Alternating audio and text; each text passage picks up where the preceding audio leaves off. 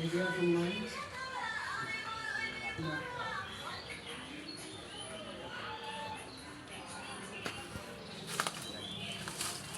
এরিয়াটা আছে টিকটকে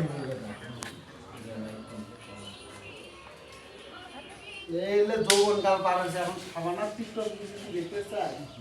তাহলে কোথায় 2003 সালে এলে কথা কাটাইছি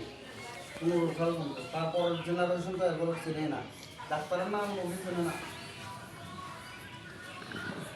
বাংলাদেশের সব থেকে সুনামধন্য ক্রিকেটার হলো ইয়া কি নাম ডাক্তার